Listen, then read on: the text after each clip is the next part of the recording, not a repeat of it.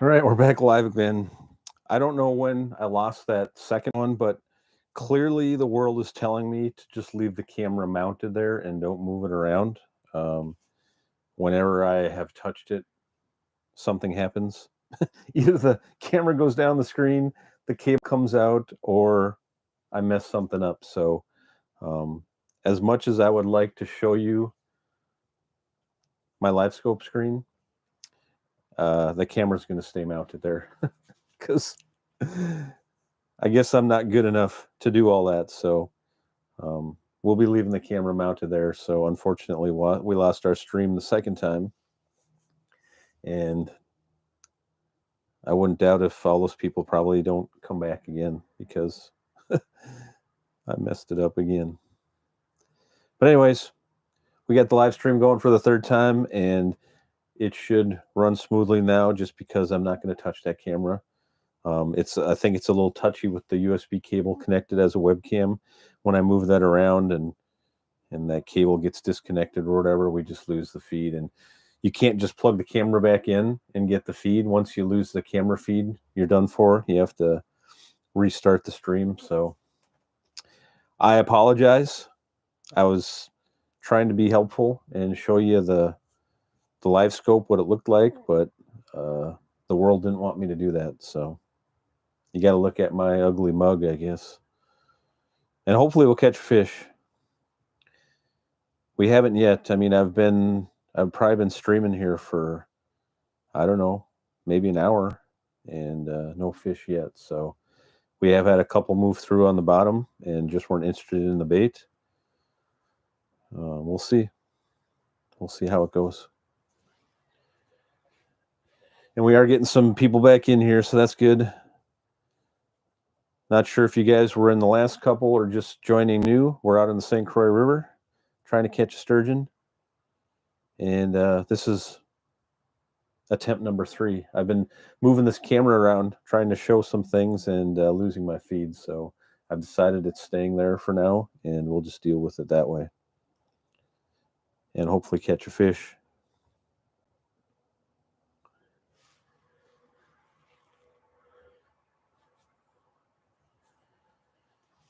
Camden is pretty slow. Been out here since 10 and only saw a couple. I thought I set up shallower today, and I probably should have checked. I probably should have drilled a hole and checked, but I'm still in 35 feet of water. So I kind of set up on a break. I thought I was on the break or right next to it. And maybe it is. Maybe it's just my LiveScope is only going out 12 feet. So it's possible it's right there. But currently in 35 feet of water, near a break.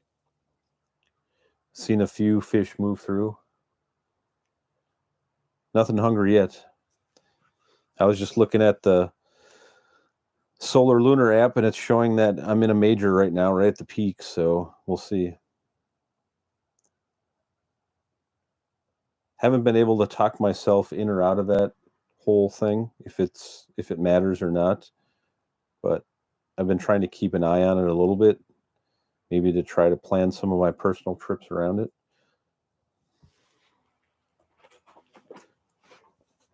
I was actually watching one of your videos earlier today. It looked like you had a really good day. The one day when you were in like 28 feet of water. You caught 6 or 7 with a couple nice ones. You've been doing good on the fish donkey contest too. If anyone's ever seen the Fish Donkey app, I run a sturgeon contest out here. And basically every season I run a contest. So right now the winter one's going on, and it's called King of the Sturgeon. And, you get a bunch of people enter, and it's throughout the whole season. And Camden Wide Open Water is winning right now. He's got 3 fish. I think you're at 175, right? I haven't looked in a bit here.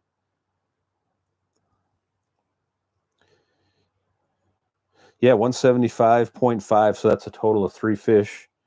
So he's got a 62 3/4, 57, and a 55.75. Those are 3 very respectable fish through the ice.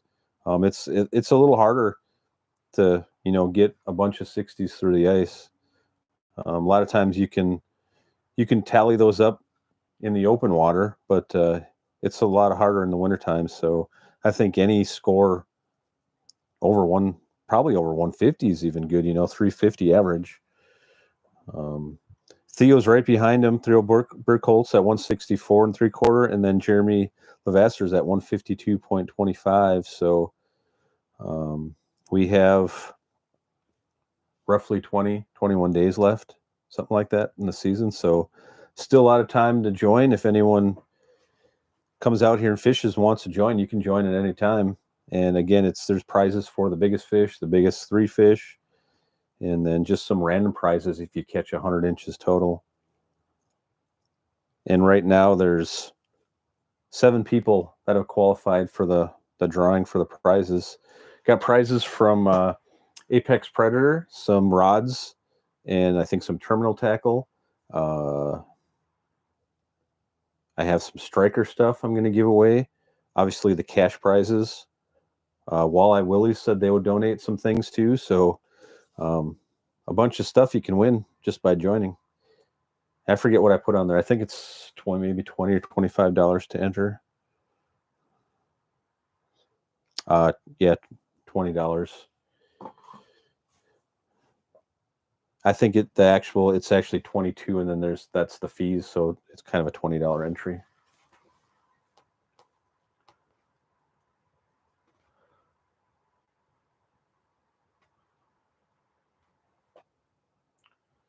Yeah, Chase, you can use a folded bump board. That's fine. The ones I get a little concerned about are the sliding rulers, because it's really hard to see if the slide is all the way out.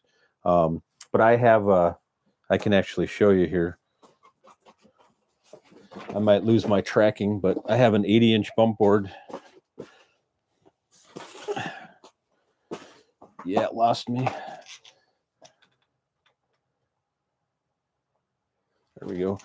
I just have a fold-out 80-inch bump board, like a quad fold. So, yeah. And those are quite fine to use. One thing to consider is where the hinge is. Just make sure that hinge is flat, because sometimes that gets hung up a little bit.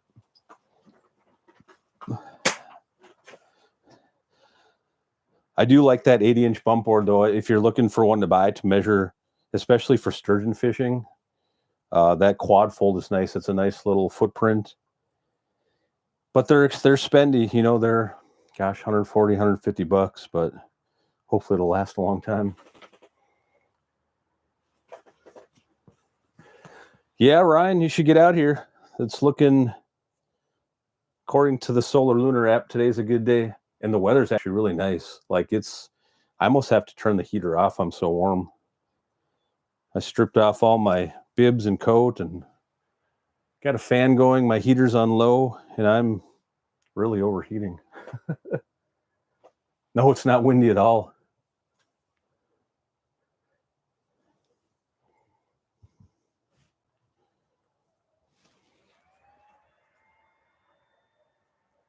Yeah, 30. Camden said 30 is kind of where he would have been, and I think that seems to be kind of the magic number, 30 feet. A lot of my good days have been at about 30 feet. But you can catch them deeper and shallower, too. Apparently, this isn't the magic spot. Haven't caught anything yet here. We have for those of this just joined not too long ago, I have the Mud Puppy Tackle church rod with the squeezy anise and garlic glow beads. I got crawlers on that one. And then on this one, I have the Wolfram custom rod, and just with some glow beads on that one, and all minnows on that one. So kind of doing a minnows versus crawlers. A lot of times I'll do a combo, crawlers and minnows. I just thought I would try one of each out here today. And it definitely makes it easier if the fish cooperate. Like, you can make some maybe judgments on it, but if you ain't going to catch anything, well, then it's just more unknown.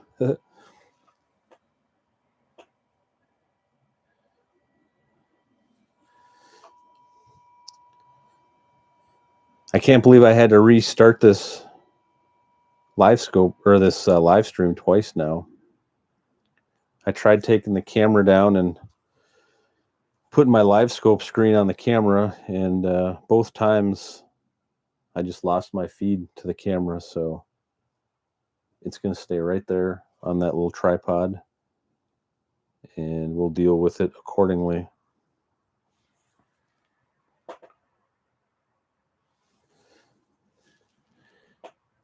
Huh, Wisconsin side fish, huh? You think I'm on the Wisconsin side? You spying on me? Yeah, I'm on the Wisconsin side. I'm right on the kind of the break, the first break as it comes out. I don't know if it matters. Wisconsin side, Minnesota side, center of the channel. And I almost feel like people think I'm kidding when I say it, any spot doesn't matter. But most of the times I'll just pull up to a random spot, kind of in a general area. I don't use much for waypoints or anything. More so just for a general area.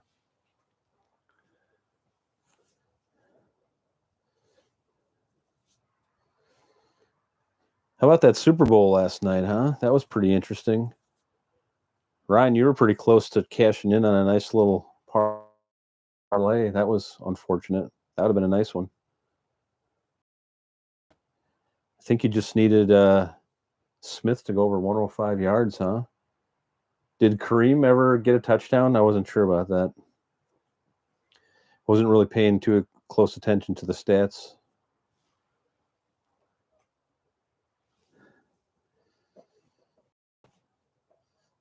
That would have been a nice little cash in, though. I bet you some people made some nice money on that. I saw someone bet the Eagles just money line, like 150 grand. So that was probably a nice little payout. They probably won 100 grand on that one.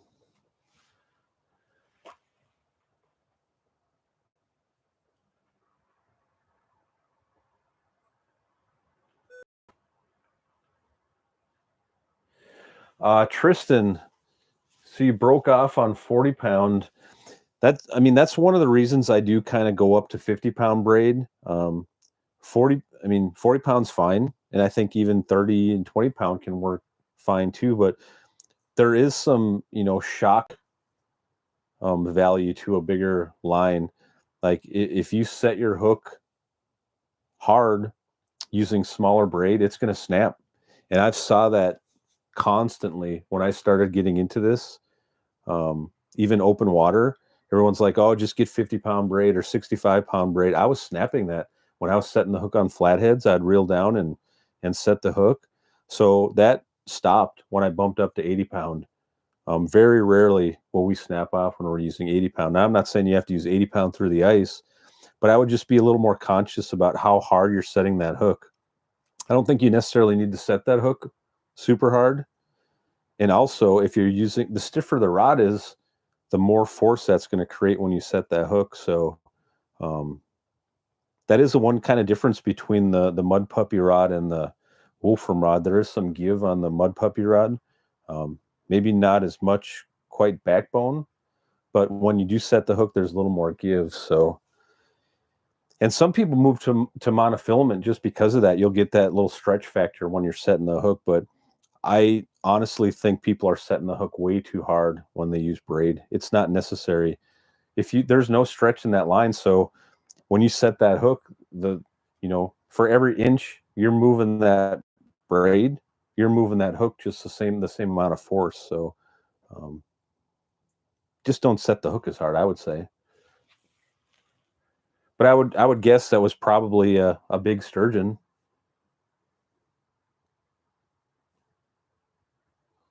I mean, it doesn't take much for, you hook into a 65 plus sturgeon and he takes off. That's a lot of force. Especially if you have a real tight drag. That's the other thing. You know, sometimes you beef up these reels and you're getting up into, you know, 30 or 40 pound drag. There is such a thing as too much drag and too stiff a rod and too light a braid. You can snap it pretty easy.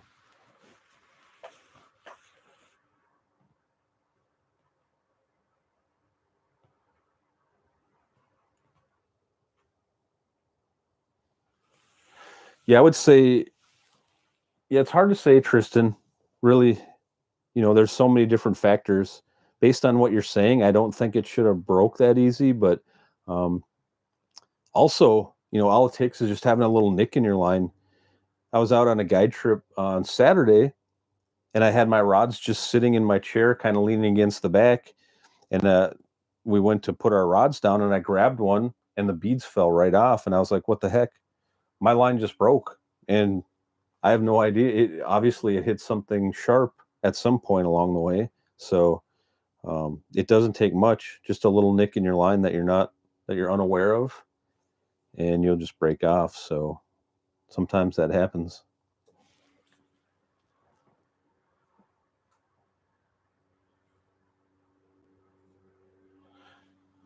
Sounds good, Ryan. Yeah, the blades will make a big difference on that. Um, I would say, I would hear you probably want to change them every couple of years. Some places, if you're getting into really dirty ice, you got to change them, you know, maybe once every year, a couple times a year. This ice out here is pretty clean though. I think mine are 3 years old. I haven't done anything with mine. And I sometimes wonder if drilling these double holes, you kind of nick up those blades a little bit more. Probably take a little bit more of a beating. All right, I do have a fish coming in here now. Came in right from one of the fronts or back, kind of came in the middle here. See if we can get his attention.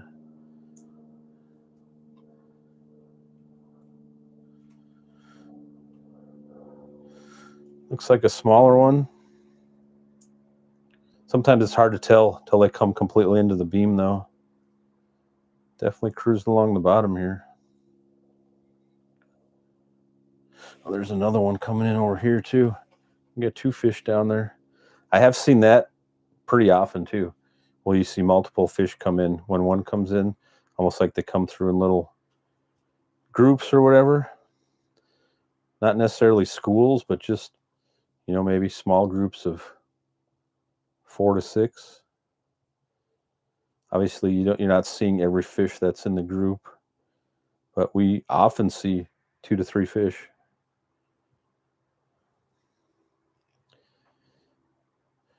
Just a matter of hopefully getting their attention so they can come over and eat your bait.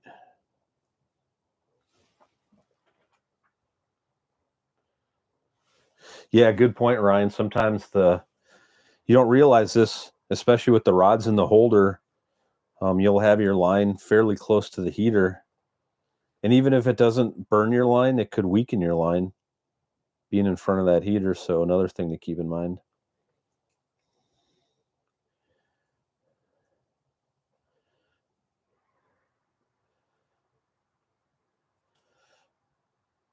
But I do think people are setting the hook way too hard. I don't think it's necessary. These fish have, you know, rubber for lips. It doesn't take much to get that barb in.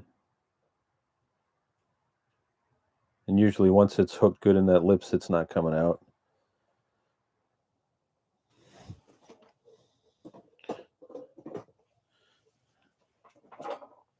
But we're all guilty of it. It's fun to set the hook.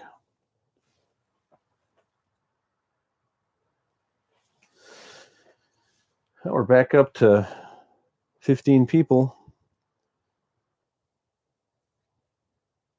We had a nice little group here before I dropped connection a couple times. That's kind of a bummer. Would also be nice if I could catch a fish. I don't know how long we've been going here, 20 minutes. Probably total, I've probably been just over an hour streaming and no fish yet, but that's exactly how it works out here. A lot of downtime. it's easy to see, just kind of troll through Facebook or YouTube or Instagram or whatever and see all these nice sturgeon being caught. And what you don't take into account is the amount of time people sit out here and fish for them. A lot of hours. It's kind of the old editing trick back in the TV days, people catching these fish one after another. And even sort of now on YouTube, you can edit those fish into each other one after another. Generally, that's not how it works. You got to wait, and then you got to wait some more.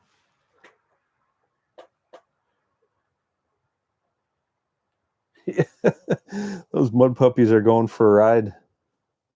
People setting the hook like that.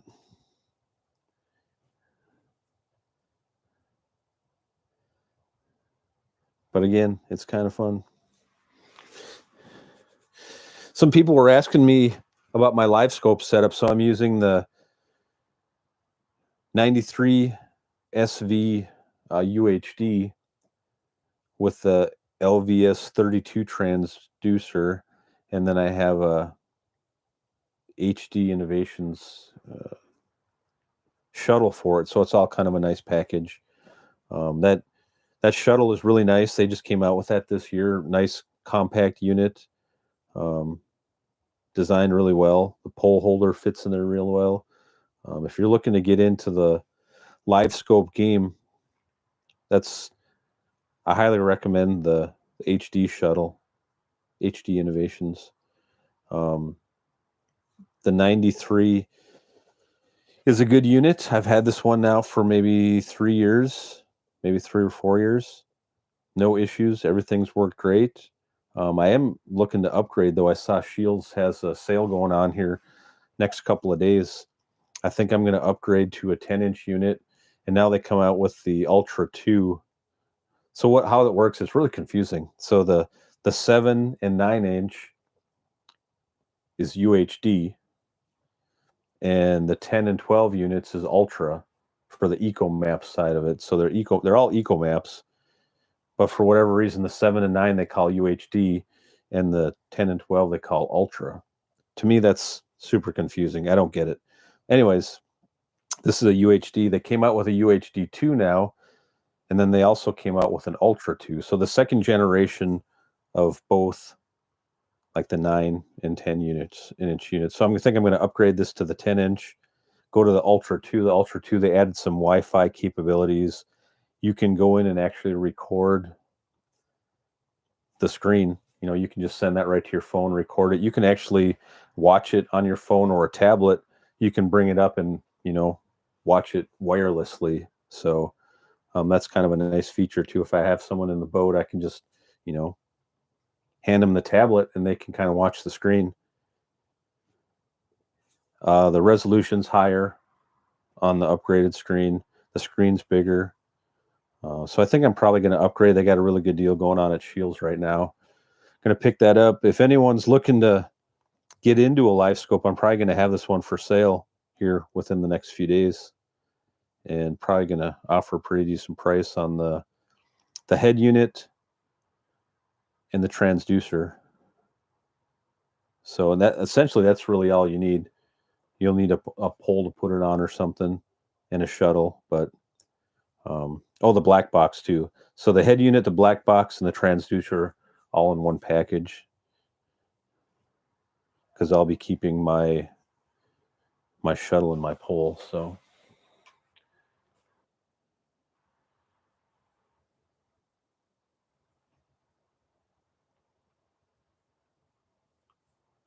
$37 to $40 for around 7 sturgeon.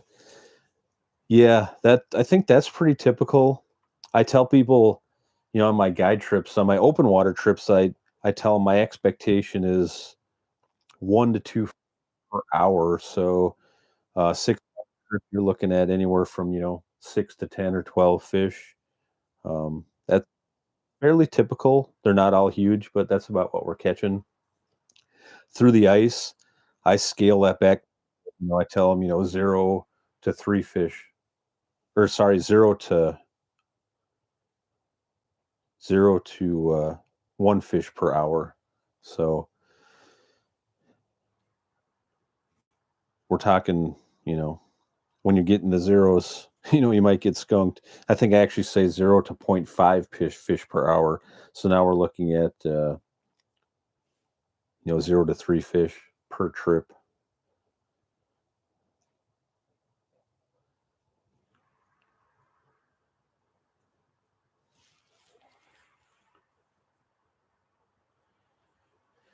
Yeah, I think the chase the rod style tip ups, I think those might work if you have a light enough trigger, like the finicky foolers or the what's the other ones, the plastic ones? I forget what they are. I had one, but I didn't really like it at all. I didn't like that trigger system. Whatever kind they are, I forget. I think they might work. I think what probably would work better are the spring loaded ones, the jaw jackers and the those sort of things. I think Clam makes one now too, maybe the Predator or something like that. But they're not legal in Minnesota. You can use them here in Wisconsin. I think you can't use them in Minnesota. So, but that's going to change. I think they're going to legalize it this year, which will mean they'll make it legal in 2026. Unfortunately, those new laws don't go in effect till March of that year. So, you won't be able to use them till late in the season that year. So, whatever that is, 2027, December 2027 or something like that.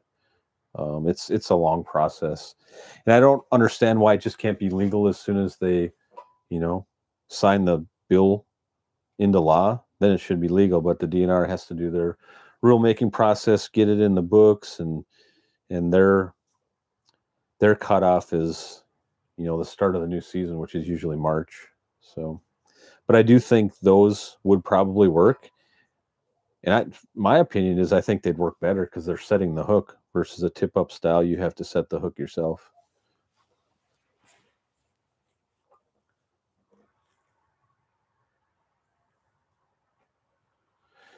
$20 in 12 hours is pretty good. That's a good clip.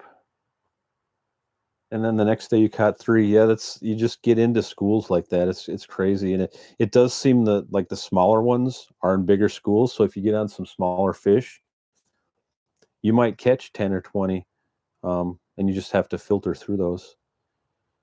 The bigger ones seem to be in smaller schools or just solitary fish coming through.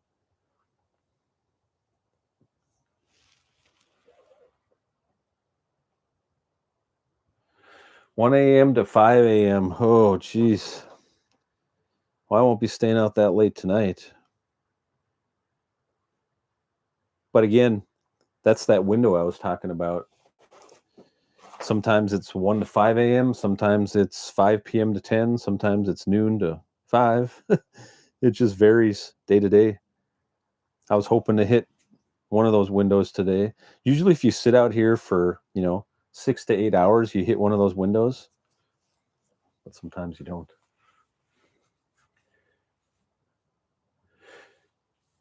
Yeah, Ryan, I usually my typical trip, I tell people, especially when I do my guide trips, it's 4 to 10.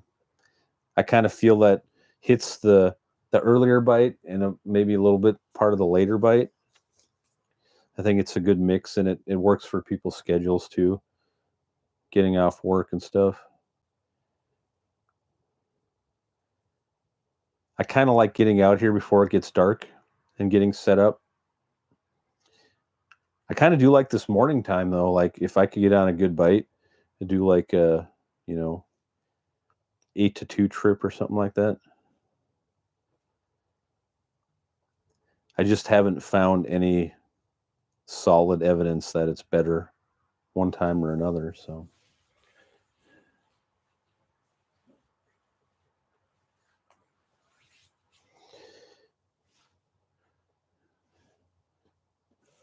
got one coming down here now.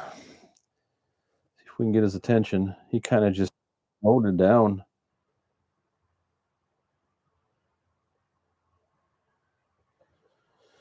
See if we can get his attention with the minnows over here. Looked like about a 36 incher. Oh, he's going off to the right. See if I can get him to turn around. That's what I do when I see him going away from me. I'll just stir up the bottom and hopefully they'll turn around. Quite often they will, so that's why I keep doing it. Because I've seen evidence that you can get them to turn around. Doesn't appear like this one's going to, though. He's already moved 6 feet away, going the other way.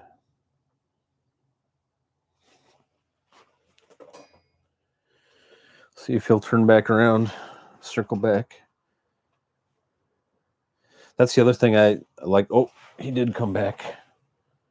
He's right on it now. Ooh, we may catch this one. It's about a foot away. Come on. Eat that thing. Just about on top of it. Oh, he just turned. Come on. Oh, that was a nice one. That might have been a 40 incher. Came up really bright. Super bright. And then I think he went to the front. He turned to the front. So let's see if he'll circle back around, come back in the beam here. I do see something coming in slightly. I think it's still in the area. Yeah, ever so slightly. It's coming back in. Here it comes. All right, he's back in the beam now. Let's see if we can get him to bite. He's about a foot away. All right, here he comes. Whew, this is a nice one. This is a 48 incher. All right, he's right on it. Come on. Oh, he circled again. Right when he got to the bait, he circled. It's 48 for sure. It's two squares long. All right, he's coming back in again. Just doing circles, kind of. All right, I'm not going to jig this anymore. We'll see if he'll come in. I wish I could show you the screen right now. About a foot away again. Oh, this is a real nice one. Let's hope we can get this one. All right, he's coming over it. Right on top of it. I'm waiting for my bobber to, usually it moves up a little bit. Oh, he passed over it. He's going to go over here to the crawlers, I think. Yeah, he went by it.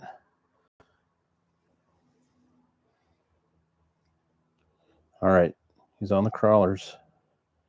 Oh, he went by it. Turn around. Okay, he turned around. Come find it now. All right, he's a foot away. He's coming back. I wish I could show you these. It's really intense watching this thing. Come on, let's get this one on live stream. Come on, getting closer. Getting closer. About a foot away. All right, he's right on top of it. Come on. Oh, he swam off again. Seems like they get right to it and then they kind of turn. Okay, he's right on it again.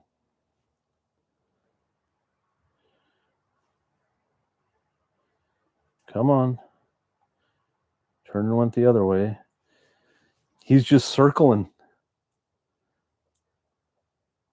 It's so frustrating. And it's such a nice fish too. It could be close to 50.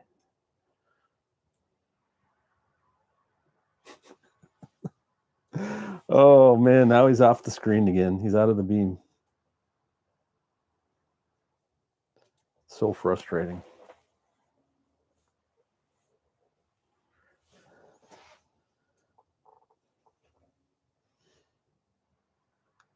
For those of you that have like hunted, it's kind of like, you know, waiting for a big deer to come through. when you get a shot. It's like, come on.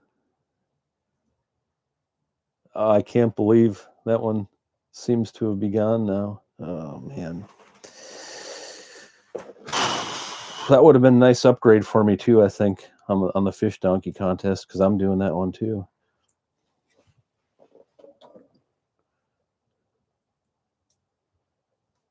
I'm really surprised he didn't eat those worms.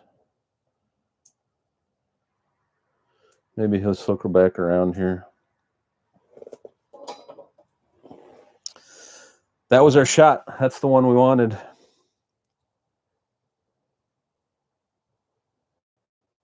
That's how it goes. You sit here for, an hour or two.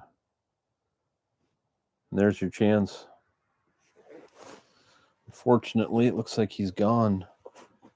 I can't believe he didn't find that bait. He was right next to it.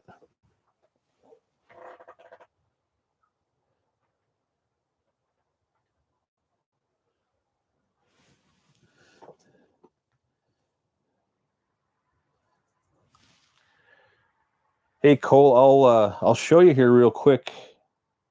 Just got to make sure I don't have a fish in the area. I have...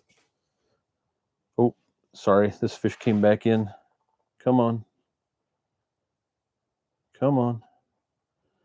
Oh, man, that's a big fish. He's over here now on the right side. Oh, man, he hit it. Oh, shoot. Oh, no. I think he swatted it with his tail, and I lifted it up. I think he swatted it. I lifted up to see if it was there because I saw the bobber go.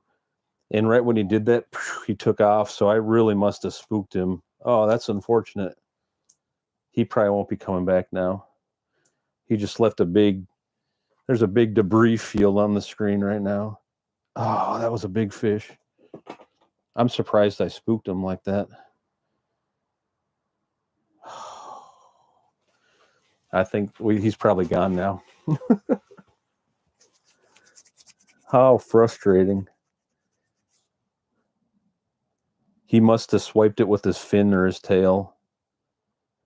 I should have waited a little longer. That's my fault. So, Cole, this rod here, I have a 42-inch mud puppy tackle. It's called the church rod. That's the one I would recommend to get if you're going to get one.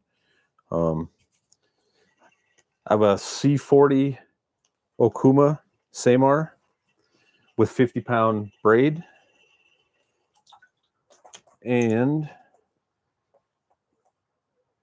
Mud Puppy also sells these rigs. It's just they call it squishy rig or something, but it's basically some glow beads, a treble hook, and I just have some crawlers on there, and then a 3/8 ounce sliding sinker on the top of all of it, and then a floating bobber. And basically we set that on the bottom, so this is just, just so it's floating, and then when the fish hits it, that bobber will move around a little bit. But yeah, just sitting on the bottom.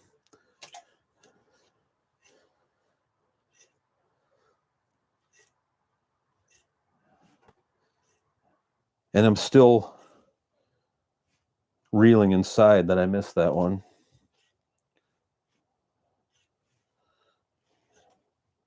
Really torques the guy off. Especially when you're doing a live stream and everyone's watching. Got an audience. But I'd be mad either way. Quickly, I'll show you so this is a Wolfram custom rod. This is a 40-inch extra heavy. Same sort of deal. Okuma C40, 50-pound. I think it's Power Pro or Suffix. And then on this one, same sort of deal. I just have some regular glow beads, 3/8 ounce sliding sinker. And on this one, I just have minnows, just kind of piled with minnows on there. So that's kind of what I wanted to do. Minnows versus crawlers. See if they had a preference today. You can also do a combo of crawlers and minnows. One thing I do like to do is I like to keep one of them alive. I'll just kind of hook it through the tail. And just hoping that it's kind of struggling down there. putting off a little vibration. Not sure that matters either, but it's just something I've always done.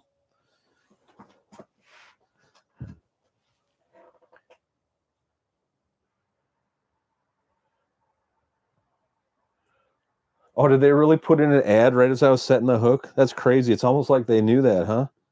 That's funny. Maybe they have like a heart rate monitor on me or something, or AI can hear the inflection in my voice. Like, let's cut right now. That's funny.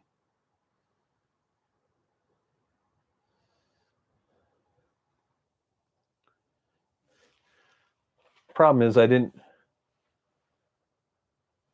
catch him. It looks like my my laptop battery is probably gonna die out here. Just saying, low battery. I don't think I have another battery either. Let me I think I might. Let me go check.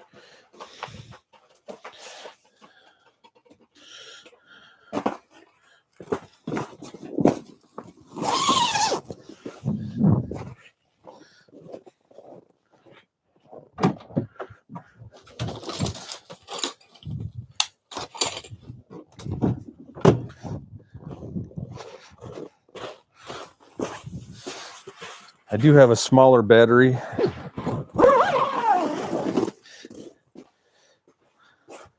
Basically, what I'm using is I have a, can you find me here? Lost my spot lock.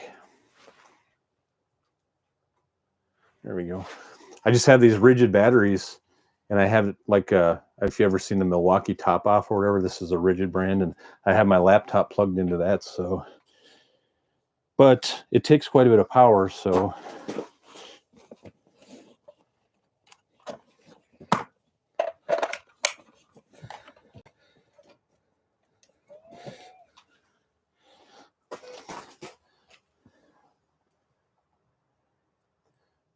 Yeah, I had a 9 amp on there, so we'll see if this works or not. I just put like a 1.5 amp on there, so it's probably not going to last too long. But it'll give me a few more minutes here in case we catch a fish. 12:20 now. And we'll see if we can go till 1 o'clock.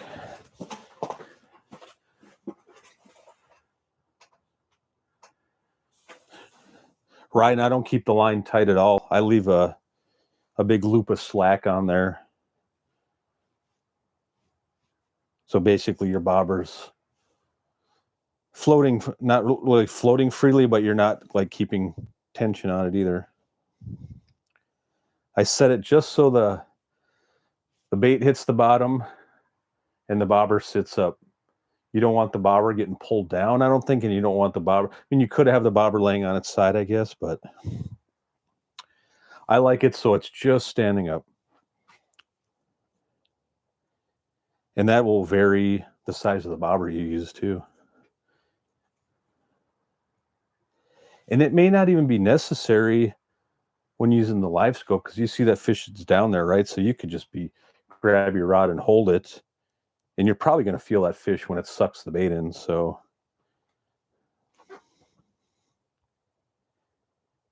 it's much easier, especially when I'm doing guide trips. We can just sit here and I can watch the bobber and I can kind of see what's happening. And especially if that bobber lifts up or sits on its side, and then I just tell him to set the hook.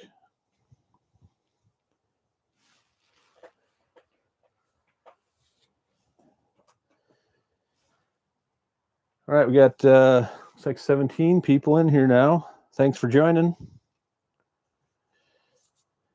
Out here on the St. Croix River, near Bayport, basically between Bayport and Hudson.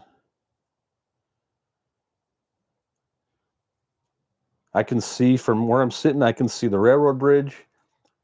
I can see the Hubs Point access and the ferry landing access and the power plant stack. Just kind of out in that big basin.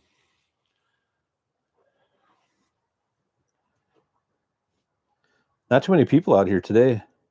That's what's nice about a weekday morning afternoon. There's no traffic, no pressure. Although I did have to deal with some rush hour traffic this morning. Everyone going to work. That's the one thing I usually don't have to deal with my normal trips out here. It's, coming home pretty late, so I don't have to deal with any traffic.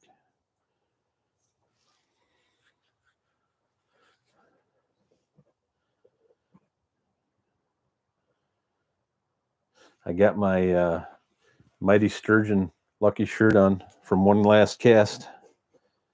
Hasn't been lucky so far.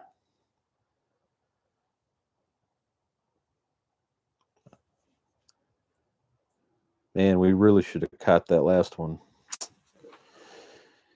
What am I going to blame that one on? I can't blame that one on nobody but myself. I should have waited a little bit longer to make sure he ate that thing. I got a little excited.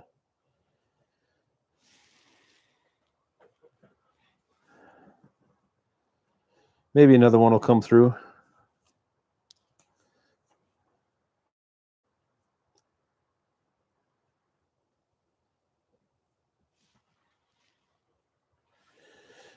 So what everyone think about the halftime show last night if you watched it? That was sort of polarizing. It usually is almost every year. It's people either love it or hate it. I got sucked in again last night. Like I like listening to rap and hip hop. Like all my life I've listened to it and I enjoy it.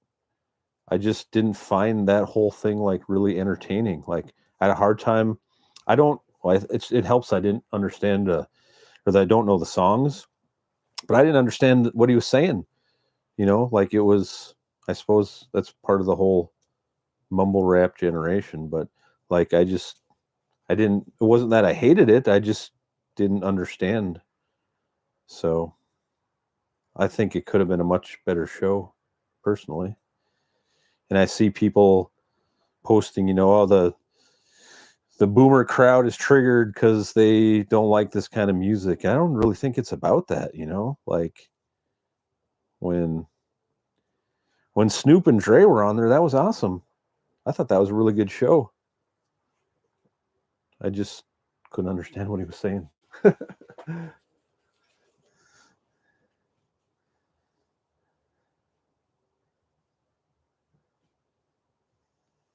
And it's tough to compete with some of the better shows like Prince, who put on a really good show. I think, trying to think of the year, was it the Red Hot Chili Peppers and Bruno Mars? Bruno Mars is super talented. I thought he put on a really good show.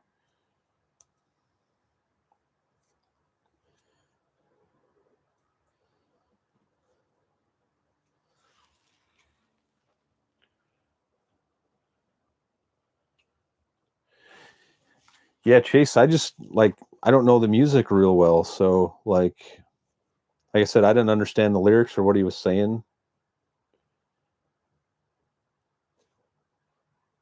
Had nothing to do with me hating the music or genre or anything. It just didn't find it entertaining. Although the Grand National was kind of nice. So you suppose that was a special Grand National or just a prop? I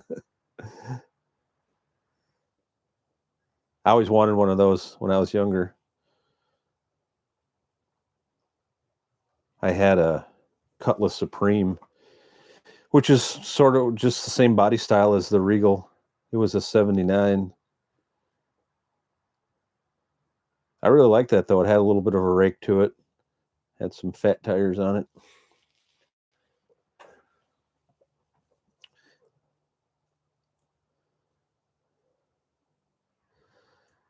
But it was it was a wannabe car because it didn't have the 350. Everyone wanted the 350 in it, of course.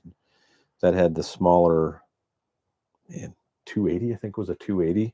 Real small V8. Didn't have a whole lot of power. Did like that body style though.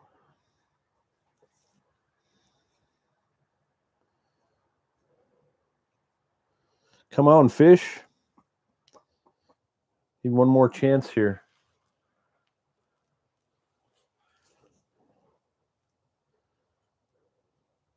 Looks like we're going to have an extended weather, colder weather, 0 to 10 degrees for the next 7 to 10 days. So I think that's doable out here. I think the biggest thing is kind of that, get some stable conditions. Although when we do get some weather systems, we do seem to get some action in the bite too. But normally it's the front side of that system versus the back side. So it kind of equals out, I guess.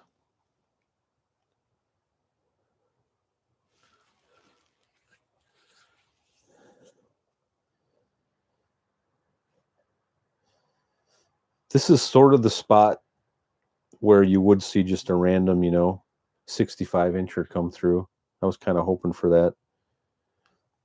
I kind of thought if I sat out a little further out in the channel, there's a couple spots out there where you tend to get into a little more smaller fish, more quantity. Kind of right at the edge of the break where it gets shallow here, so it seems like the big fish kind of stroll through there a little more, working that shallower area. One thing I found interesting, that the Wisconsin spearing season's going on right now. So those of you who don't know about that, down in Lake Winnebago, they actually set up these big spear houses, and you buy your license or a tag, and you can actually spear one. And I forget, they set a quota. I forget what it is, maybe 200 fish or something. You spear the fish, you register it, they keep track, and then when they hit the certain point, they shut down the season. And essentially, you just listen to the radio. You tune into a FM station and wait for them to tell you the season's over. That's really the only way to know. You can probably look online, I suppose. They must have some kind of tracker. But everyone listens to these radio stations, and they just give updates on the sturgeon season, which is kind of old school, kind of like that. But anyways, they've been spearing some pretty big ones. And I saw a story today where someone speared one. It was over 100 pounds, and it was said it was really fat, and they cleaned it and opened up the stomach. And the guy said there were thousands of zebra mussels in there, which I found really interesting. So obviously those zebra mussels were probably attached to something, most likely rocks, probably on a shallower reef or something, or maybe some weeds or something, but not necessarily just out in the middle in the mud or anything, because they need something to attach to. So usually find them on rocky reefs. So that's probably where that fish has been spending a lot of time eating. So that's why I think you see some of these fish, you don't necessarily see them holding around these areas, but they will come in there to eat and feed on these reefs or rocky areas. And I think they probably do that out here too, eating bugs and crayfish, where you're going to find more so around rocky areas. So if you know an area that transitions from rocky to muddy, it's a likely good area to set up for sure.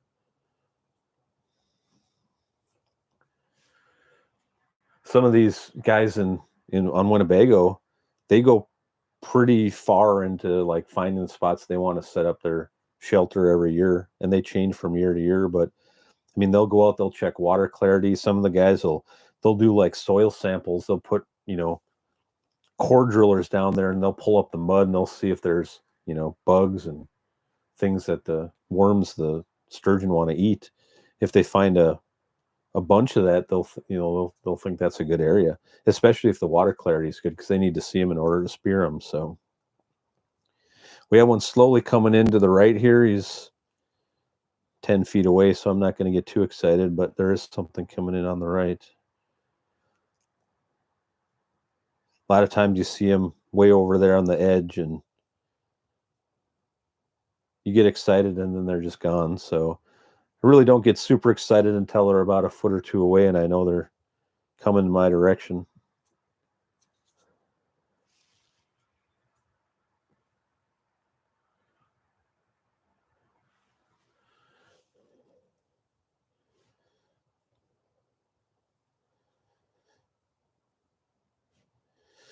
Yeah, again, this is not exactly the best kind of content for a live stream, but like I said, I like that they got at least, 15, 20 people joining, kind of like a little crew fishing together. So keeps me entertained a little bit while I'm out here, and hopefully maybe gives you something to do for a few minutes as well.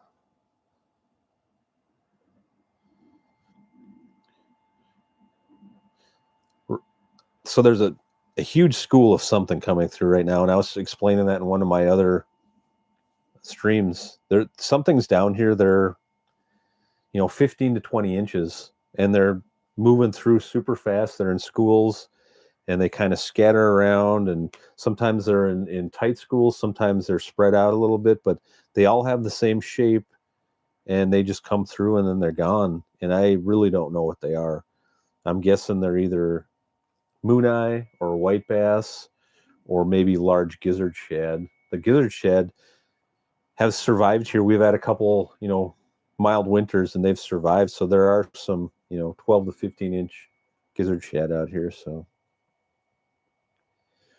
but they definitely move fast, and they're in schools. So my best guess would be moon eye or shad, probably.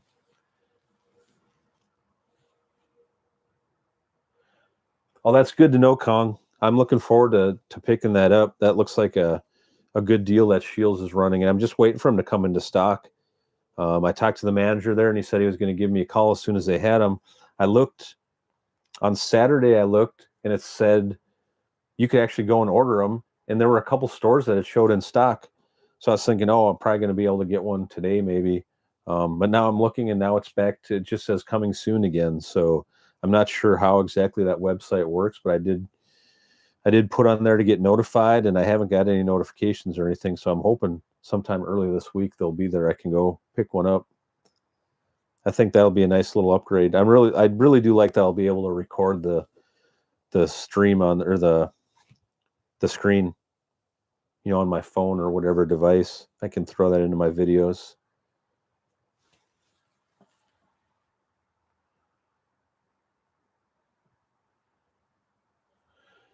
Yeah, I don't think the Sturgeon, I don't know if they have a swim bladder. If they do, they can, control it pretty well, like a lake trout can.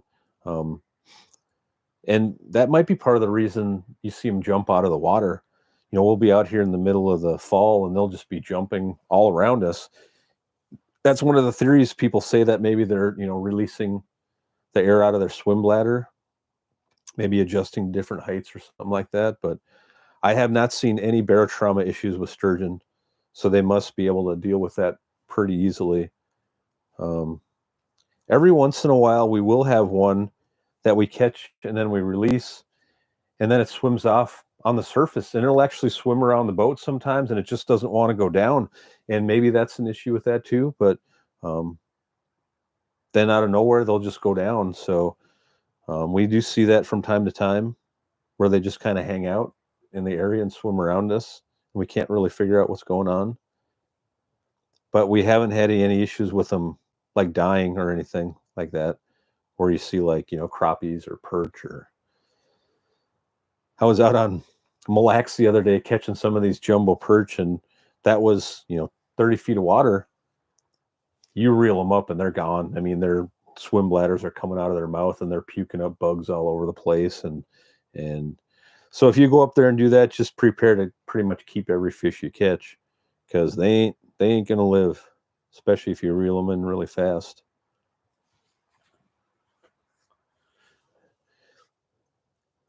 Which, by the way, if you have some time, I would recommend getting up there to Mille Lacs and catching some of those perch. I didn't know anything about it. I talked to a couple guys. They gave me a couple of tips, some areas to fish out in the transition area between the mud and the rocks. And I know guys, I mean, I had the live scope. I could have just chased them all over the place, right? But I just set up like this. I set up my shelter, and I just waited. And I did have to wait for a while. And then all of a sudden a big school came through, and it was one after another as fast as I could get down there. And I do find it kind of funny that people are, kind of promoting different jigs and spoons and tackle and stuff and saying you need that. And trust me, I could have put a daredevil down there, a big daredevil, and I probably could have caught them. They were super aggressive. Anything you put down there, they were just all coming up the huge school, whatever you put down. So it's just a matter of finding that school or waiting for them to come through. And they were big. They were all 12 to 13 inches. So I got a few good meals.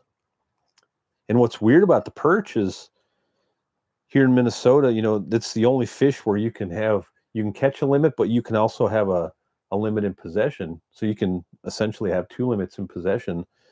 And the limit's 20. So for each person that licensed angler, you could have 40 fish. And when you're talking 12 inches, that's quite a bit of meat. So almost seems like that's a little bit high, which is ironic because I think they changed it. It used to be 100 or 50, and then they backed it down to 20.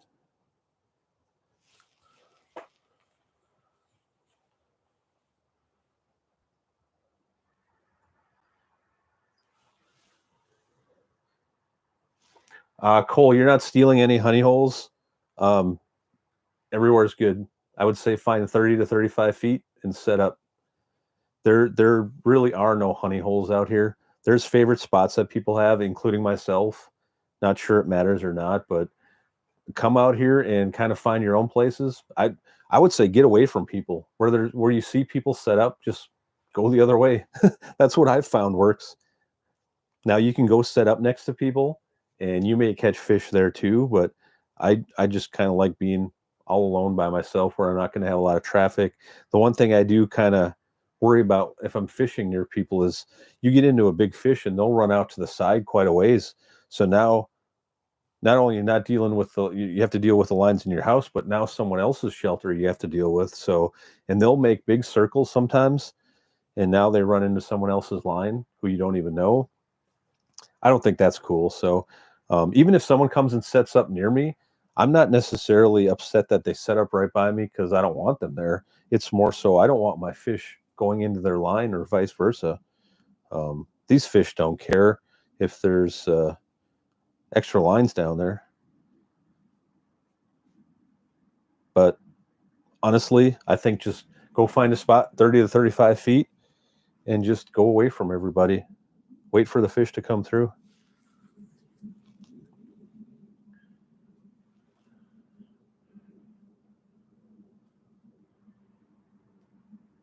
Okay, so Fish Hunt Forever. This is either Brett or Dan. Speaking of the bear trauma, he just answered that question in the chat, and they would know a lot about that more than I would. In fact, if you saw some of the videos that Uncut Angling Aaron Weeb did about the bear trauma and the crappies, these guys went out and kind of, did some more testing on their own. And if you want to get some more information, go to Fish Hunt Forever or Prairie Sportsman, and you can kind of see that they did a really detailed video about that. Very interesting stuff they went down with underwater drones and some accurate data. And maybe you can correct me if I'm wrong, but I think they found that 30% of these fish were dying no matter what they did. That was like 30% are just going to die. So again, if you're fishing 35 feet of water for fish that can't regulate themselves, just plan on keeping everything, really.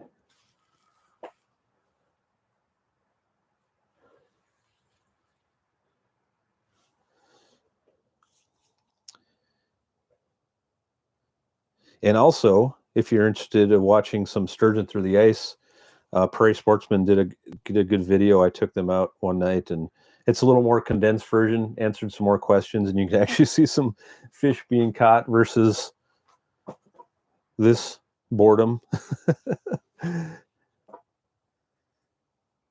it sure would have been nice to catch that one fish, though. That would have been a difference maker in this whole live stream.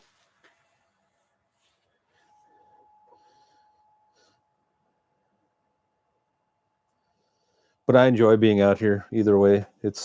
I'd rather be sitting here doing this kind of stuff or watching some YouTube videos or whatever than sitting at home doing nothing. So again, if you have time to be out here, just get out here. That's Can't stress that enough.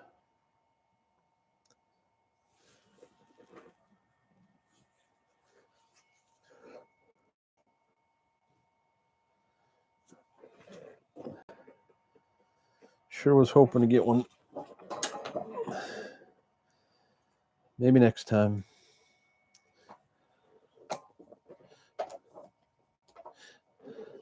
I do think I'm going to try to get up to the horseshoe chain and do a little catfishing up there through the ice. I haven't been up there yet this year, and I would like to try to do that. I have heard it slow down quite a bit. The days of catching 100 fish through the ice up there are over probably, but the good news is they're a little bigger now, so when you do catch one, a little bit more of a fight. I think I'm marking a fish down here right now. Ooh, that is a nice one. He swam over both the lines and then came down over here on the left side of me. That was over 40 inches too, for sure. Okay, he turned around maybe. I see him on the bottom. Sometimes they'll do that. They'll just come from, suspended up 10 or 15 feet, and they'll kind of just land in your area. Then you kind of hope to get their attention. Again, that's what I love so much about this live scope. You know what's going on. I would have never known that fish just swam by. If you were using a flasher, you would see the mark, but you would have no idea which direction it's going, or how high or down it came. It's kind of guessing.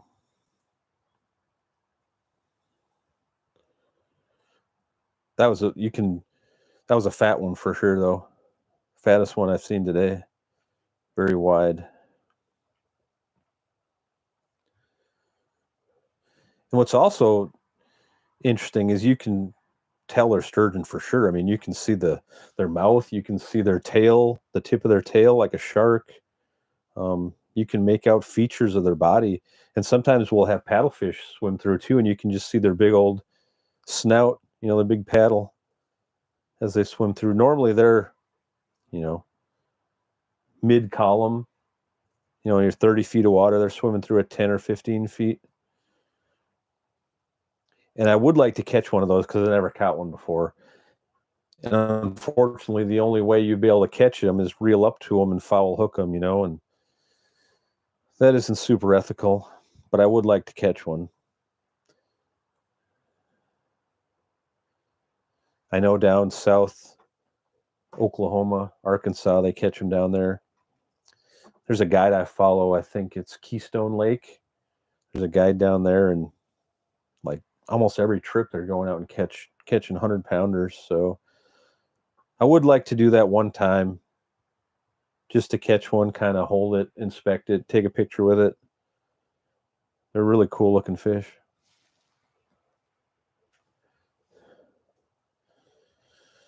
Well, that fish had seemed to travel off.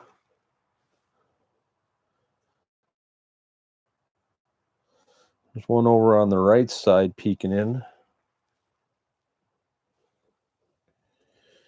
I feel my battery's not going to last too much longer here. We'll see. I haven't got the battery saver warning yet, so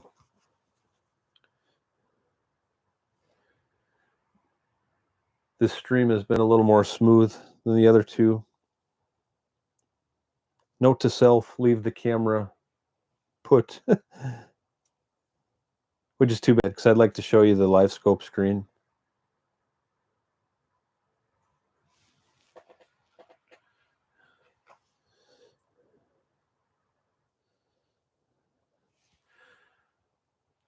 It's like we got 21 people in here now. Thanks for joining. Guessing a few of you might be out having lunch or something. Checking out some sturgeon fishing. We got crawlers on one rod. We got minnows on the other rod. Seeing if we can find a favorite.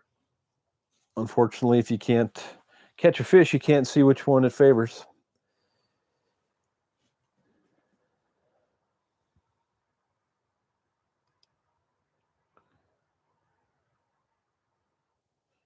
My mind tells me that crawlers would probably be the top choice, just crawlers.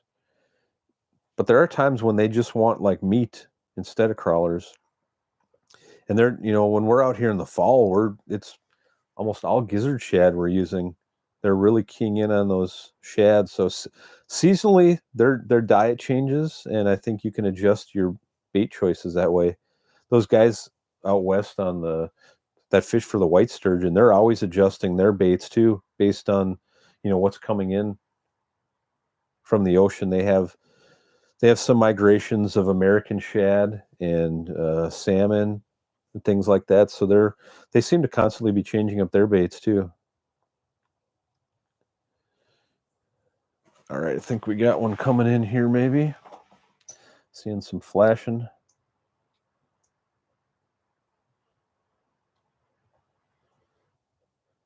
Stir the bottom up a little bit. I like to do that. Make some mud plumes.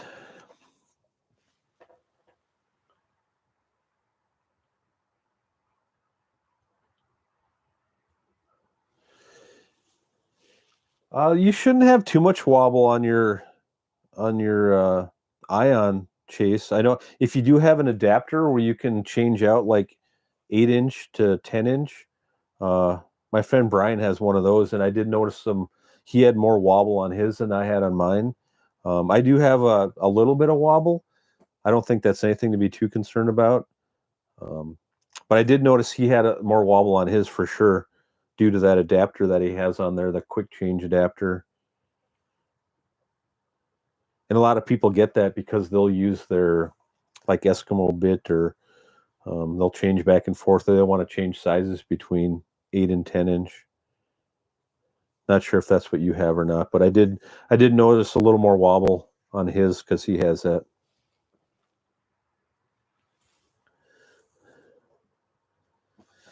Come on, fish. There's one hanging on the right side here, and he's just not really coming in. He's just hanging out on the bottom over there. That gets to be a little frustrating too with the live scope. As nice as it is, there'll just be fish over there on the edge that kind of taunt you. You have to look at them. I do have it zoomed up, so I'm not seeing the entire water column. I'm seeing probably, 70%. I like to have the bottom kind of zoomed up a little bit.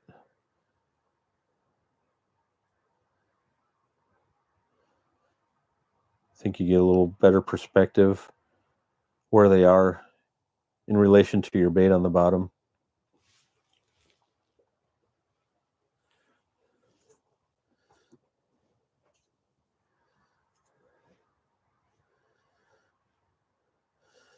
I don't know. Things are looking a little bleak here.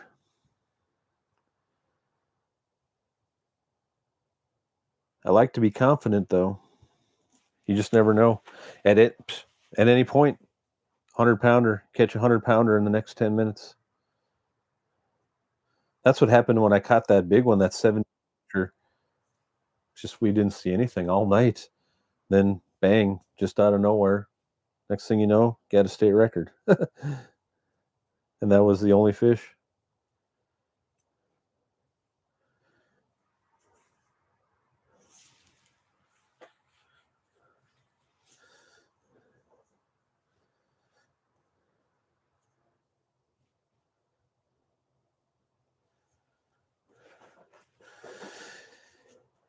Yeah, it turns out maybe I should have came out here this evening instead. Maybe that's when the bite window is. I don't know. I think part of it is just being where you're set up too. Like I just could be set up in a spot where nothing came through. Maybe someone else this morning just hammered them. A lot of trial and error. I saw a post maybe a week or two ago where someone said, they spent 15 hours in one spot, and as they were packing up to move, they were going to go to a different spot. They were tired of sitting there, and as they were packing up, they caught a really nice one, like a 50 plus. And then they're like, well, now what do you do? do you stay there because maybe the fish are going to turn on, or do you continue with your move? Yeah, it's a tough one. I'd have a hard time figuring out what I want to do either. I think I'd probably stay for a little bit longer, give it another few hours.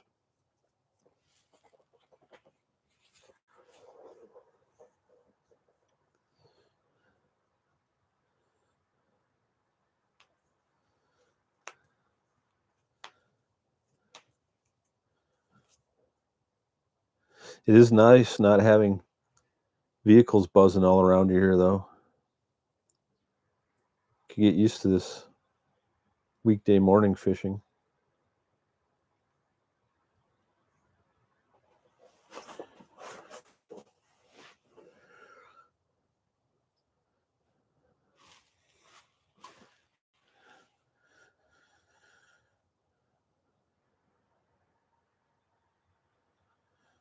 How my battery's doing? I think I'm getting kind of low on my batteries.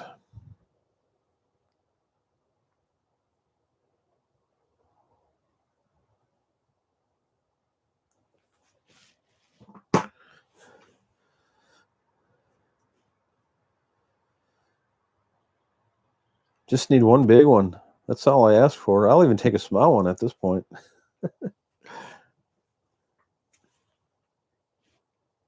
I don't want this to count against my my skunk percentage. If I catch one, then I'm not skunked, right?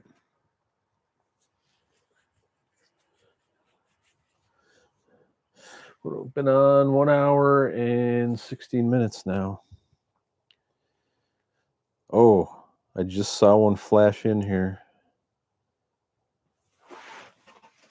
Come on. It's going the wrong way, though. He came in to the right of my bait, and he's moving to the right. Let's see if I can call him over here. I also feel like maybe a rattle bait would hurt. You know, you could maybe make a little noise. Maybe put some rattle beads in between these glow beads. I don't think there's any right or wrong thing. I would say experiment. And then especially use something you're confident in. I think that's a big deal. If you have confidence doing something, it'll probably work for you in the future. I got something flashing down there by my bait. I feel like it might be a mud puppy because it doesn't look very big, but it could be, you know, out of the beam just a little bit to the front or the back. You'd be surprised how often that happens. You just see like a little flash, something on the bottom there, and then out of nowhere he turns and you just have this huge fish just sitting there out of nowhere.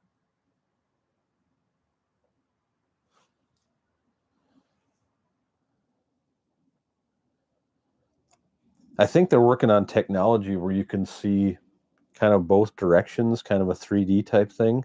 That would be sort of nice. Because right now, you know, you're only seeing the fish basically along the line of the beam. Essentially, it's just a curtain they swim through.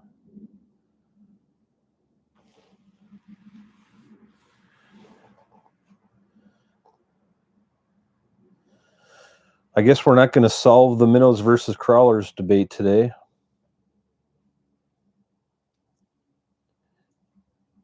Had we caught one, that might not have solved it either.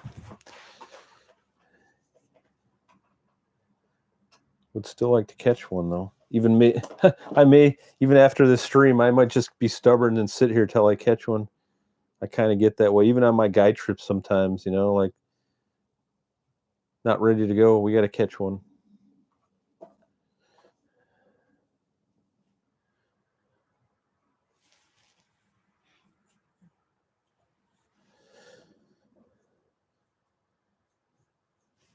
Also would have been nice to keep this all in one stream versus chopping it into 3. Lessons learned. That's the other thing about coming out here and not catching fish. Every time I'm out here, You just learn something. Not catching anything isn't necessarily a bad thing. Sometimes it can be good. Trial and error. The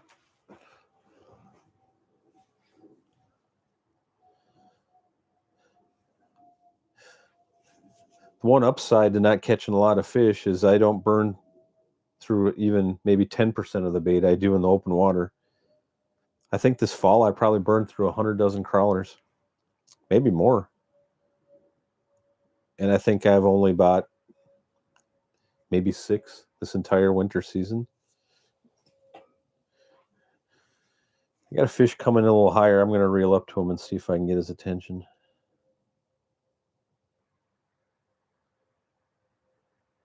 Sometimes we'll catch a walleye every now and then doing this. All right, I just got a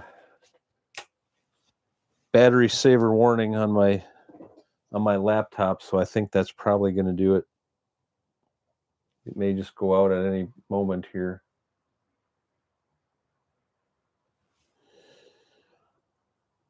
Well, we tried. Thanks for joining me. Hopefully I answered a few of your questions. Maybe like and subscribe to the channel if you like watching these live streams. I might be doing some more. Like I said, I might try doing some catfishing up on the horseshoe chain. Maybe I'll just either do a live stream, I'll just do a YouTube video, one of the two. But yeah, thanks for joining, and I'm going to end the stream right now because my battery's going to die. Thank you.